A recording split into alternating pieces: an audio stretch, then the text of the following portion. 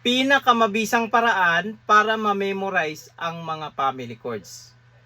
Kung beginners ka at naguguluhan ka, nahihirapan ka kung paano i-memorize yung family chords, panoorin mo to mga master.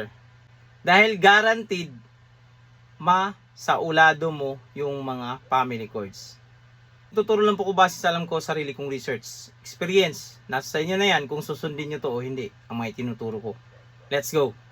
Nung nag-umpisa pa lang tayo sa pagigitara is ganito yung ginagawa natin. G, E minor, C, D, yan. Sa ibang key naman, sabihin natin key of C, so family chords ng C, C, A minor, F, G, yan. Ganon tayo magsaulo ng family chords. Later on, magugulat ka, bakit sa G natin na family chords merong C? At sa C natin na family chords merong G. Yan, nakukumpuse ka kung bakit ganun. Bakit merong G sa C at pagdating sa C is may G. Ang tawag doon sa ginawa natin na yun is redundant, nakahalo, rumble na family chords. Kumbaga, hindi natin alam yung pagka-ayos niya. So, ganito nangyayari yung family chords mga master. Palaging naka-alphabetical order yan sila. Kung napapansin mo to, yan. Naka-alphabetical order. Yung alam kasi natin dati na G, E minor yan. Hindi yan naka-alphabetical order. At kulang yung ating family chords. Example na lang dito sa family chords ng C.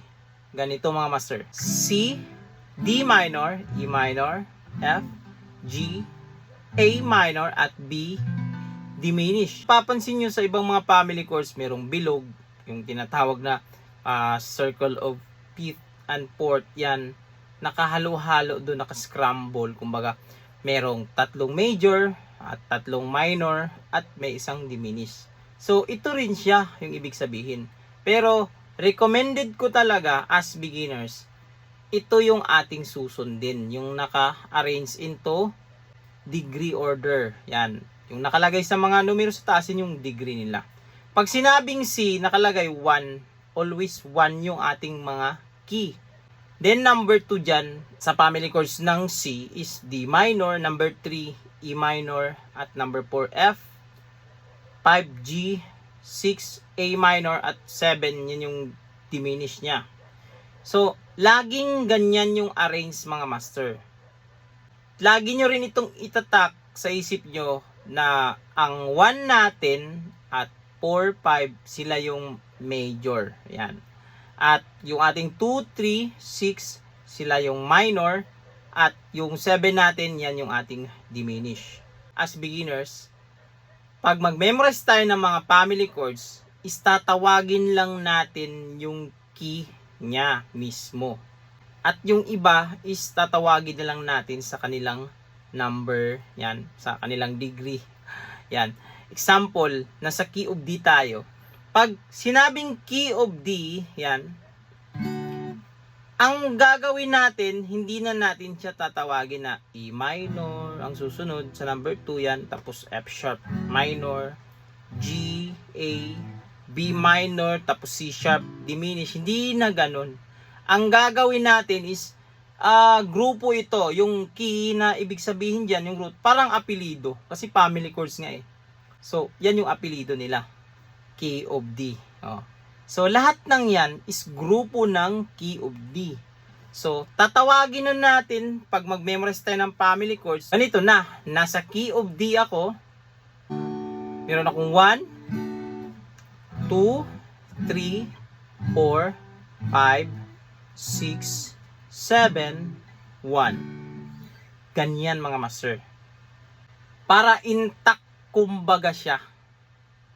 Maaalala at maalala natin na pag nasa key of D tayo, meron siyang E minor, F sharp minor, G, A, B minor, C sharp diminished.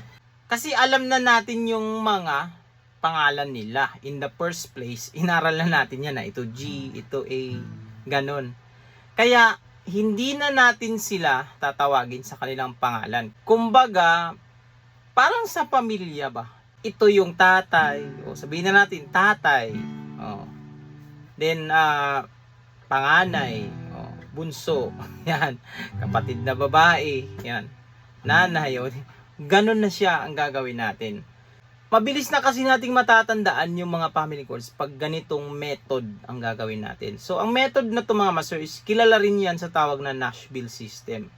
Kasi pag sanayin na natin yung sarili natin, nag-start pa lang tayo, ganito na agad yung pagka-arrange. Kumbaga, hindi na tayo mahihirapan sa mga susunod na pag-aaral. At ito yung iwasan mo as beginners. Pag nag-aaral ka ng family chords, wag mong lahatin agad ng mga key. Wag mong lahatin agad. At wag mong hahaluan ng jamming. Yan. Isa kasi yan sa mga habit natin eh. Pag may inaral tayo na family chords, sample family chords ng D, yan. Mamaya mababagot tayo kasi paulit-ulit lang naman to. So ang gagawin natin, magja-jam na tayo.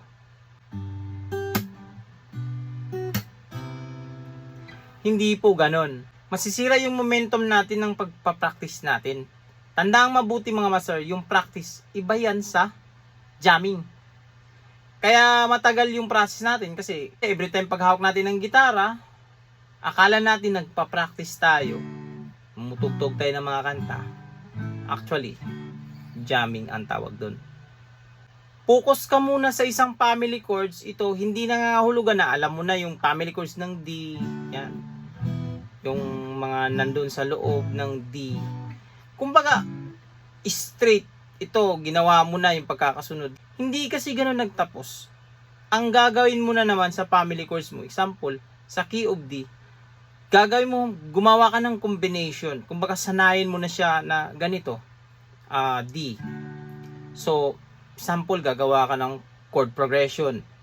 O yung number yung gagamitin mo. So, sabihin mo, 1, 3, 4, 6, 5, 2. Parang ira-randomize mo yung mga number nila para makagawa ka ng progression. Kasi yung tinatawag kasi na 1, 2, 5, progression yan ng dyan sa kanilang degree. 1, 2, 5, pag nasa key of C tayo, example, so 1, 2, 5. Yan. C, D minor, G. Yan yung ibig sabihin mga master. Kaya naguguluhan tayo, ano yung sinasabi nilang mga number na yan? So, yun din yan yung family chords. At as beginners, napakahalaga ng family chords na yan. Kasi isa yan sa mga pundasyon mo. Kumbaga, pag hindi mo alam yung family chords, hindi ka makakasisid pag nasa malalim ka na. Kasi, ang music palalim kasi yan. Kumbaga, itong family chords is, ito yung gear mo, kumbaga. Meron ka ng oxygen para pag pupunta ka sa malalim, makakahinga ka pa. Yun lang siya mga master. So, sana nagkaroon kayo ng ideya nito at na-motivate kayo na aralin yung mga family chords. Kasi mga master, napakahalaga ng family chords. Ako, personally, experience ko, marami na akong inalam na mga kanta, pero hindi ko pala alam kung ano yung mga family chords na yan, paano pala nagkakasunod. So ito na yun mga master. Kaya start mo na aralin yung family chords. So hanggang dito lang. Huwag itong kalimutang i-share sa mga kaibigan nyo, kakilala nyo na ganito rin, nahirapan din mag-memorize ng mga family chords. At usap tayo sa baba kung ano yung mga susunod nyong mga pag-aralan natin. So hanggang dito lang. This is Mark Music. God bless you all. Peace out.